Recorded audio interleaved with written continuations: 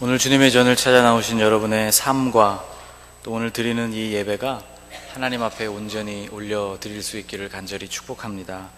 멀리 둔내에서 예배하시는 우리 교우들에게도 하나님의 은혜가 함께 하시기를 바랍니다. 오늘 함께 읽은 여러분 눈으로 따라 읽으신 이 베드로 전서는 가장 광범위한 수신자들을 가지고 있는 서신입니다. 고통당하는 그리스도인들, 각지에 흩어져 있는 그런 고통당하는 그리스도인들을 격려하기 위한 목적에서 기록된 서신입니다. 3절에서 베드로 사도는 하나님을 찬양하면서 이렇게 시작하고 있습니다. 하나님을 찬양하고 있는 그 이유는 첫 번째로 우리가 거듭났기 때문이라고 말씀합니다. 여러분 3절 말씀을 한번 같이 읽겠습니다. 우리 주 예수 그리스도의 아버지 하나님을 찬송하리로다. 그의 많으신 긍휼대로 예수 그리스도를 죽은 자 가운데서 부활하게 하심으로 말미암아 우리를 거듭나게 하사 산 소망이 있게 하시며. 아멘. 예수 그리스도로 인하여서 완성되어진 이 구원이 얼마나 대단하고 또 얼마나 중요한 것이었느냐 하면 10절 말씀을 보면 선지자들이 오랫동안 연구하고 그리고 상고하던 일의 결과였다고 말씀하고 있습니다. 또 12절 말씀을 보면 천사들조차도 이 구원의 일이 어떻게 메시아이신 그리스도 예수를 통하여 이루어지는지를 살펴보기를 간절히 원했던 바로 그러한 일이었습니다. 이렇게 대단한 사건이 바로 구원입니다. 여러분, 제가 오늘 여러분에게 이렇게 한번 묻고 싶습니다. 여러분 구원 받으셨습니까? 여러분 구원 받았다는 것이 여러분에게 기쁨을 주나요? 여러분 이 질문에 대해서 아니라고 대답하거나 또 석연치 않은 부분이 있다면 뭔가 우리에게 문제가 있다는 것입니다. 범죄한 다윗도 바로 이것을 잃어버린 적이 있습니다. 그래서 시편 51편 12절에 보면 다윗은 하나님께 회개하면서 바로 이 구원의 즐거움을 구하고 있습니다. 시편 51편 12절 말씀 한번 같이 읽겠습니다. 주의 구원의 즐거움을 내게 회복시켜 주시고. 한번 같이 읽어볼까요? 주의 구원의 즐거움을 내게 회복시켜 주시고. 아멘. 잃어버린 구원의 즐거움, 이 구원의 기쁨이 내 안에서 다시 회복되기를 원합니다. 그런 기도를 드리고 있는 것입니다. 베드로 사도는 이 3절 말씀에서 거듭난 이후에, 구원받은 이후에 우리에게 생겨나는 것이 산 소망이라고 말씀하고 있습니다. 이 산 소망이라는 말은 CEV 번역을 보면 A hope that lives on, 계속 살아 움직이는 소망, 그냥 죽은 채로 머물러 있는 소망이 아니라 계속 살아서 움직이는 소망이라고 표현하고 있습니다. 바로 이것이 베드로식으로 표현되어진 구원의 즐거움인 것이죠. 여러분, 예배라는 것은 구원의 즐거움, 이 기쁨을 가지고 하나님 앞에 올려드리는 시간인 줄 믿습니다. 산 소망, 우리를 살게 하시고 또 앞으로 우리를 움직여가게 하시는 이 하나님에 대한 소망을 가지고 찬송하는 시간인 줄로 믿습니다. 여러분, 오늘 지금 들으시는 여러분과 제 예배가 그런 예배가 되기를 소원합니다. 베드로 사도가 하나님을 찬송하고 있는 두 번째 이유가 있습니다. 그것은 그가 하나님 나라를 얻게 되었기 때문입니다. 우리 오늘 본문 4절 말씀을 함께 읽겠습니다. 썩지 않고 더럽지 않고 쇠하지 아니하는 유업을 잊게 하시나니 곧 너희를 위하여 하늘에 간직하신 것이라. 아멘. 여러분, 구원받은 사람은 하나님의 나라를 얻게 됩니다. 이 하나님의 나라는 어떠한 나라인가 하면 오늘 4절 말씀을 보니까 썩지 않고 더러워지지도 않고 낡아지지도 않는 그런 나라라고 말씀하고 있습니다. 제가 여러분에게 한 번 더 묻겠습니다. 여러분, 하나님의 나라를 여러분 유업으로 받으셨나요? 하나님 나라를 유업으로 받게 되셨다는 사실이 여러분에게 기쁨을 줍니까? 여러분, 이 질문에 우리가 아니라고 대답하거나 또는 아까처럼 석연치 못한 구석이 있다면 역시 우리 안에 무엇인가 문제가 있는 것입니다. 불신, 천국의 실존을 믿지 못하거나 무지, 그것이 얼마나 좋은 것인지를 잘 몰라서 일어나는 현상입니다. 여러분, 거듭난 사람에게는 하나님의 나라가 주어집니다. 영접하는 자 곧 그 이름을 믿는 자들에게는 하나님의 자녀가 되는 권세를 주셨다고 예수님이 분명하게 우리에게 약속해 주고 계십니다.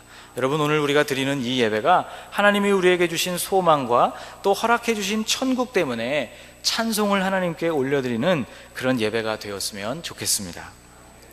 하늘에는요, 우리에게 이렇게 놀라운 유산이 있다 하는 것입니다. 그런데 여러분에게 제가 한 번 더 질문하겠습니다. 여러분, 하나님 나라에 이렇게 좋은 하나님 나라, 구원받으면 누구에게나 주어지는 이 좋은 하나님 나라에 여러분 도착하신 분이 오늘 혹시 계신가요? 여기에? 한번 손을 들어 표시를 해주시기 바랍니다. 그런 분이 여기 계시면 안 되겠죠? 아직 우리는 하나님의 나라에 도착하지를 못했다는 말입니다. 하나님에게 속해 있지만, 그러나 하나님에게 속해 있지만 우리의 몸은 여전히 땅에 머물고 있다는 것이죠. 이 땅에 살아가는 동안 우리는 고통을 만납니다. 시편 90편 10절 말씀을 보면 우리의 연수가 70이요 강건하면 80이라도 그 연수의 자랑은, 한번 따라해 보실까요? 수고와 슬픔뿐이요. 네, 우리가 살아가는 인생이 짧든지 길든지 그 기간에 관계없이 이 땅에서 살아가는 삶이라면 무조건 수고와 슬픔을 경험하게 된다, 그런 말입니다. 이것이 긴 세월을 산 모세의 고백입니다. 또 전도서 2장 20절 말씀에서는 우리의 인생에 대해서 말씀해 주시기를, 이러므로 내가 해 아래에서 한 모든 수고에 대하여 내가 내 마음에 실망하였도다, 이렇게 고백하고 있습니다. 해 아래에서 하는 모든 일들이 대단히 수고롭고 힘들다는 것이죠. 그 모든 일들을 생각하게 될 때 우리는 마음에 실망하게 될 수밖에 없다, 그런 말씀입니다. 결국 땅에서 살아가고 있는 우리의 삶에 대해서 주고 있는 선배들의 충고, 우리보다 앞선 시대를 살았던 우리 선배들의 지혜는 이 땅에서 살아가는 우리의 삶을 고통이라고 말하고 있는 것이죠. 또 이 땅에서 살아가고 있는 우리에 있어서 이 세상을 지배하고 있는 것은 우리가 아닙니다. 이 땅에서의 실세가 우리가 아니라는 뜻이죠. 여러분, 이 땅은 마귀의 지배 아래에 있습니다. 이것은 세상 끝날까지 하나님께서 우리에게 허락해 주신 그런 구조입니다. 요한일서 5장 19절 말씀 같이 한번 읽을까요? 또 아는 것은 우리는 하나님께 속하고 온 세상은 악한 자 안에 처한 것이며. 아멘. 우리는 하나님께 속하였지만 온 세상은 악한 자 안에 처한 것이어서 우리가 이 땅에 살면서 살아가게 될 때 반드시 이러한 영향력 아래에 놓여지게 된다는 그런 말씀입니다. 에베소서의 표현을 빌리자면 공중의 권세를 잡은 자, 바로 마귀가 이 세상을 지배하고 영향을 미치고 있다, 그런 말씀입니다. 그렇기 때문에 여러분, 이 땅을 살아가는 동안 우리의 삶에는 시험과 근심이 끊이지 않고 우리의 삶을 공격해오는 바로 그러한 것이 이 땅입니다. 6절 말씀 앞부분을 읽어보면 그러므로 너희가 이제 여러 가지 시험으로 말미암아 잠깐 근심하게 되지 않을 수 없으나, 그렇게 말씀하고 있습니다. 이 땅에서 산다는 것은 곧 여러 가지 시험이 온다는 것이요, 근심이 많다는 뜻이죠. 여러분, 여기서 잠깐 제가 정리를 해보겠습니다. 지금 제가 여러분에게 두 가지를 말씀드렸습니다. 첫째는 우리에게 하늘에 놀라운 유산이 있다 하는 것을 하나 말씀드렸고, 둘째는 그런데 아직 우리는 그 하늘에 도착한 존재가 아니어서 땅에서 살아가고 있는데 이 땅에 살아가고 있는 우리에게는 고통이 많다 하는 이 두 가지 사실을 말씀드렸습니다. 여러분, 이 둘 사이에는요 아주 심각하고 거대한 간격, 그런 괴리가 있습니다. 최전방 오지에서 군복무한 것을 제가 감사하게 생각하노라, 그런 고백을 여러분 앞에 한 적이 있죠. 시내에 있는 부대에 근무하는 것이 당시에 저의 소원이었습니다. 왜냐하면 시내에 있는 부대에 근무하면 휴가 나가기도 편하고 답답할 때 그래도 저 밖으로 구경이라도 할 수 있는 그런 세상이 눈앞에 펼쳐져 있기 때문입니다. 그런데 사람들과 사회를 구경할 수 있어서 숨통이 좀 트이는지는 모르겠지만 가만히 이 문제를 곰곰이 생각해 보면 결국은 자신의 몸은 부대 안에 매여 있다는 이러한 괴리감, 밖에 있는 자유함과 매여 있는 자신 사이에 놓여 있는 이러한 괴리감 때문에 훨씬 더 괴로울 것이다, 그런 결론을 제가 내렸기 때문에 오히려 오지에서 군복무한 것을 감사하노라, 그런 고백을 여러분에게 드린 적이 있습니다. 여러분, 이 문제, 우리는 이 땅에서 살아가지만 약속되어진 하늘나라가 있지만 여전히 우리가 이 땅에서 이 고통 가운데서 살아가고 있다 하는 이 문제는 베드로를 괴롭히는 문제, 또는 우리를 괴롭히고 있는 문제뿐만 아니라 사도 바울을 괴롭히는 문제이기도 했습니다. 빌립보서 1장 23절 말씀에 보면 바울이 이렇게 고백을 하고 있어요. 같이 한번 읽어볼까요? 내가 그 둘 사이에 끼었으니 차라리 세상을 떠나서 그리스도와 함께 있는 것이 훨씬 더 좋은 일이라 그렇게 하고 싶으나. 내가 그 둘 사이에 끼어 있다는 것입니다. 내가 세상에 살고 있지만 나에게 약속되어진 하나님의 나라는 저곳에 있어서 내가 마음으로는 이곳을 떠나서 하나님 곁에 그리스도와 함께 거하는 것이 나에게 훨씬 더 좋겠다 하는 것이 바울의 고백이었다는 것이죠. 그렇게 하기를 원했습니다. 여러분, 바울에게도 있었던 이러한 문제, 베드로에게도 있었던 이러한 문제, 오늘 우리에게도 있는 이러한 문제, 땅에 살아가고 있는 우리가 하나님 나라를 소망하면서 갖게 되어지는 이 큰 괴리감을 우리는 도대체 어떻게 극복하면서 이 땅을 살아갈 수가 있을까요? 6절 말씀에서 베드로 사도는 이 세상이 시험과 근심이 가득한 곳이라고 고백했는데, 그런데 6절 말씀 끝부분을 보면 의외의 고백을 만나게 됩니다. 그가 기뻐한다 하는 고백을 하고 있기 때문이죠. 여러분, 6절 말씀을 한번 주의 깊게 다시 한번 읽어보겠습니다. 그러므로 너희가 이제 여러 가지 시험으로 말미암아 잠깐 근심하게 되지 않을 수 없으나 오히려 크게 기뻐하는도다. 아니, 이 땅에서 시험을 만나고 근심하게 되는데 베드로가 무엇이라고 고백하고 있습니까? 오히려 내가 기뻐한다, 그렇게 고백하고 있는 것이죠. 그것도 그냥 적당히 기뻐하는 것이 아니고 크게 기뻐한다고 말씀하고 있습니다. 여러분, 베드로의 삶에 무슨 일이 일어난 것일까요? 이 말씀에 대한 해답이 5절 말씀에 나와 있습니다. 제가 한번 5절을 읽겠습니다. 너희는 말세에 나타내기로 예비하신 구원을 얻기 위하여 믿음으로 말미암아 하나님의 능력으로 보호하심을 받았느니라.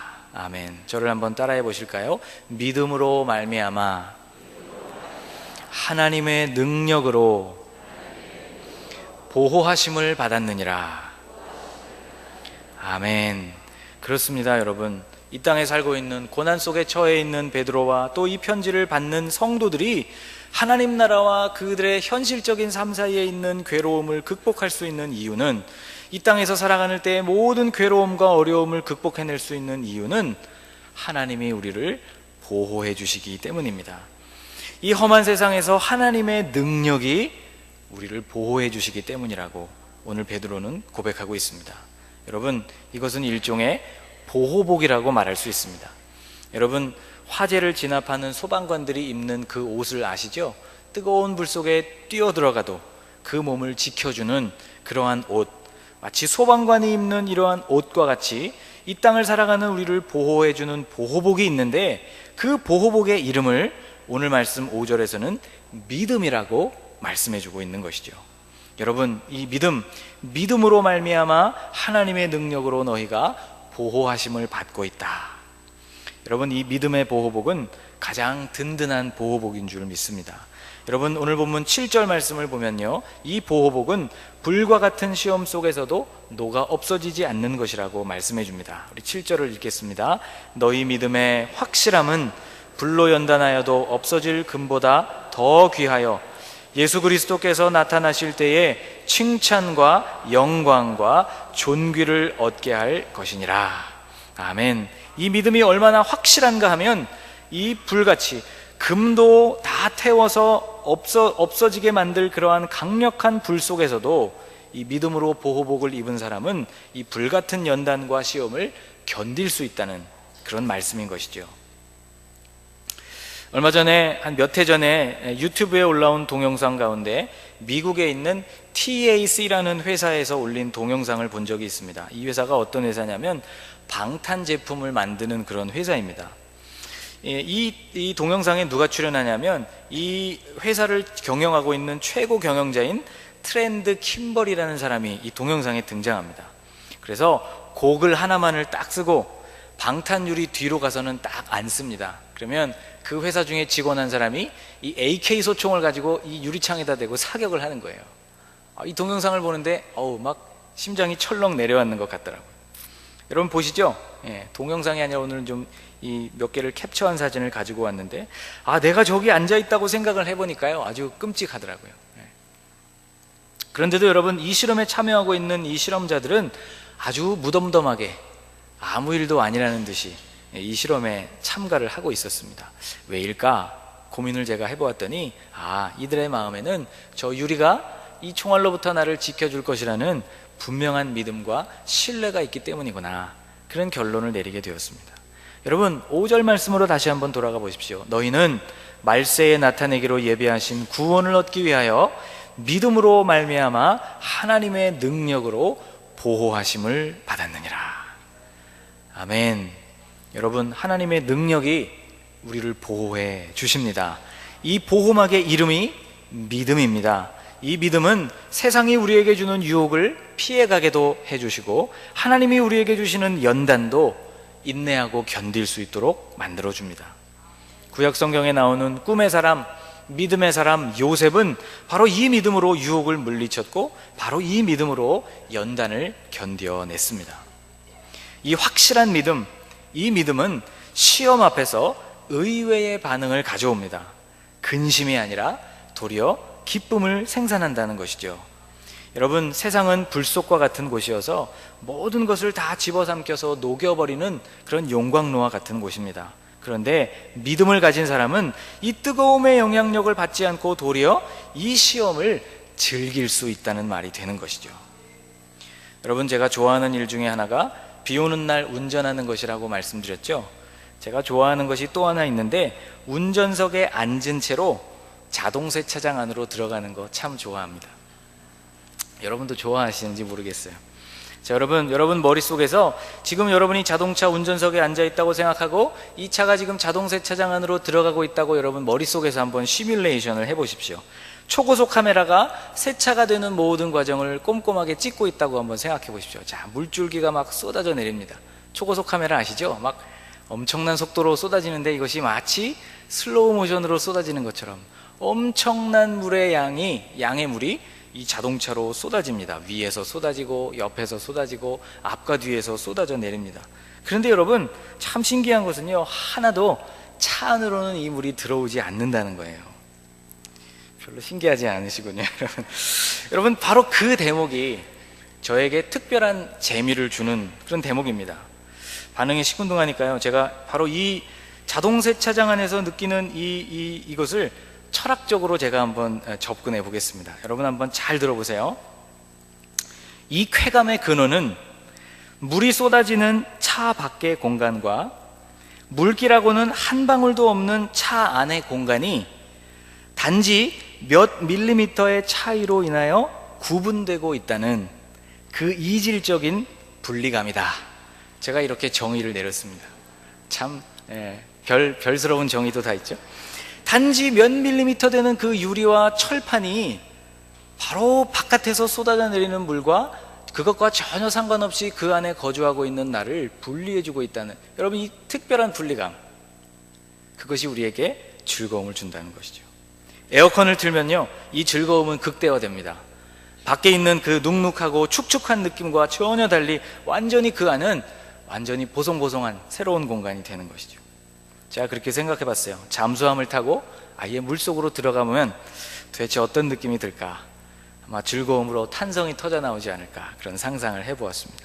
여러분, 지척에 있는 고난과는 전혀 연관성이 없는 기쁨, 바로 이것이 믿음에 주는 결과입니다.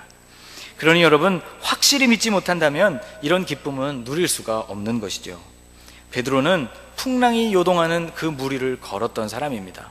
그가 믿음을 가지고 주님이 나를 이 물 위에 서 있게 만들어 주실 수 있다는 믿음을 가질 때 그는 물 위를 걸을 수 있었습니다. 그런데 이 기쁨이 오래가지를 못했어요. 의심하는 순간 빠져버리고 만 것입니다. 주님을 바라보다가 그의 마음 가운데 불어오는 바람과 파도를 보게 되면서 그 마음이 그곳으로 휩쓸려 가게 되면서 의심하게 되었고 물에 빠지고 말았다는 것입니다. 한 번은 제자들이 예수님을 태우고 이 갈릴리 호수를 또 건너간 적이 있죠. 이 풍랑이 이는 그 바다에서 제자들은 믿음이 없다고 예수님에게 구박을 받았습니다. 그들에게 진실로 믿음이 있었다면 그들은 그 상황을 즐길 수 있었을 것입니다. 이 믿음이 어떤 믿음입니까? 지금 주님이 우리와 함께 하신다 하는 믿음입니다. 이분이 누구시냐? 이분이 만유를 지으시고 온 우주와 만물을 통치하시는 능력의 하나님이시라는 믿음인 것입니다. 악한 자가 건드릴 수 없다는 믿음, 바로 이러한 믿음이 그들 가운데 있었다면 풍랑과 상관없이 그들은 그것을 즐길 수 있었다는 것이죠. 요한일서 5장 18절에서는 우리에게 이렇게 말씀해주고 있습니다. 하나님께로부터 난 자는 다 범죄하지 아니하는 줄을 우리가 아노라.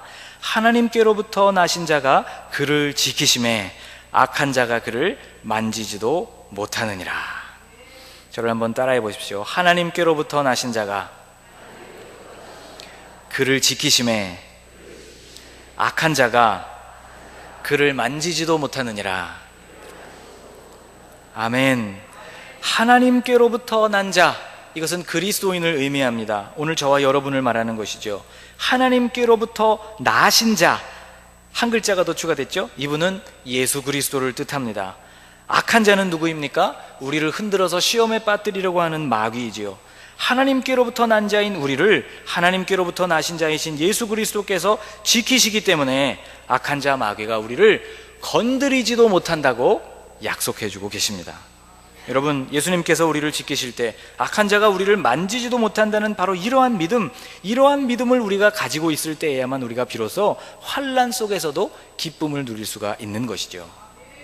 이 믿음이 여러분 결국 우리를 이끌고 가는데, 결국 우리를 이끌어서 도착하게 만드는 것이 오늘 본문에 의하면 구원입니다. 9절 말씀을 한번 같이 읽겠습니다. 믿음의 결국 곧 영혼의 구원을 받음이라. 아멘. 이러한 믿음을 가지고 이 땅에서 살아가고 있는 사람들이 마지막에 도착하게 되는 종착역이 바로 구원이라는 말씀입니다. 사랑하는 여러분, 이 구원에 이를 때까지 여러분이 이 믿음으로 온전히 승리하셔서 한 걸음 한 걸음 디딜 때마다 여러분, 하나님이 주시는 기쁨 속에서, 그 환난 속에서 누려지는 전혀 이질적인 기쁨을 누리시면서 승리하게 되시기를 주님의 이름으로 축원합니다. 여러분, 그렇다면 우리가 어떻게 이 구원을 향해서 잘 가고 있는지를 여러분 도대체 우리는 알 수 있는 것일까요? 무엇이 우리로 하여금 이 믿음의 길을 잘 걷고 있다고 우리에게 말해줄 수가 있는 것일까요? 오늘 본문 8절과 9절이 우리에게 이렇게 말씀해주고 있습니다. 같이 한번 읽겠습니다. 예수를 너희가 보지 못하였으나 사랑하는도다. 이제도 보지 못하나 믿고 말할 수 없는 영광스러운 즐거움으로 기뻐하니 믿음의 결국 곧 영혼의 구원을 받음이라. 여러분, 8절 말씀은 우리말로 잘 구분되어져 있지 않지만 사실 이 8절 말씀은 세 부분으로 쪼개어져 있는 그런 말씀입니다. 너희가 예수를 보지 못하였지만 사랑하는구나. 지금도 역시 그분을 볼 수 없지만 너희들이 예수를 믿는구나. 말할 수 없는 영광스러운 즐거움으로 너희가 그분을 기뻐하는구나. 그렇다면 이 믿음의 결국 곧 영혼의 구원을 받게 되겠구나. 이렇게 말씀해주고 있는 것이죠. 본일이 없는 예수님을 사랑하는 일, 믿는 일, 즐거워하는 일, 이것이 구원을 향해서 잘 달려가고 있다는 증거가 되는 것입니다. 여러분, 제가 여러분에게 한 번 더 묻겠습니다. 여러분, 예수님을 보신 분이 있나요? 여러분, 예수님을 오늘 만나고 오셨습니까? 여러분, 여러분과 저는 참 신기한 사람들입니다. 예수님을 한 번도 본 적이 없고 예수님을 한 번도 만난 적이 없는데 오늘 아침에 여러분 예수님을 예배하기 위해서 오늘 이 시간에 여기에 나오셨잖아요. 할렐루야. 여러분, 세상 사람들이 우리를 미쳤다고 이야기합니다.